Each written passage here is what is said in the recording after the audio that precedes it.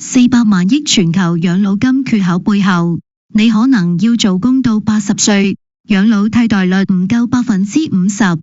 預計到2050年，中國60歲或以上人口將至少達到4.38億人，差唔多每3個人入面就有一個係老年人。人口老化令到中國嘅養老體系面臨重大挑戰，最直接受衝擊嘅係而家正處於工作崗位上嘅後生仔。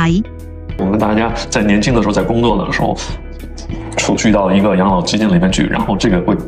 發放給正在退休的人。年輕人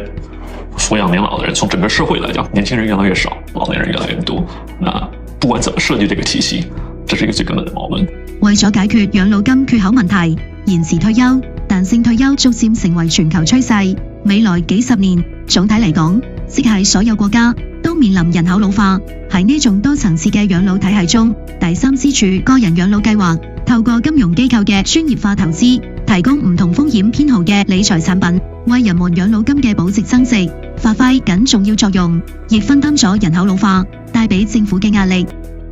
幾乎所有的發達國家都必須靠自己這個第三支柱，自己的個人的賬戶，自己的個人的理財和規劃來支撐自己退休的這個生活。按照世界銀行嘅測算，如果要維持退休前生活水平唔下降，咁養老替代率需要唔低過70%，即係話，如果退休前工資收入係1萬蚊嘅話，退休後收入至少要有7,000蚊。而家發達國家嘅養老替代率基本上喺70%以上，喺中國平均養老替代率唔夠50%，幾乎都係嚟自社保嘅養老第一支柱。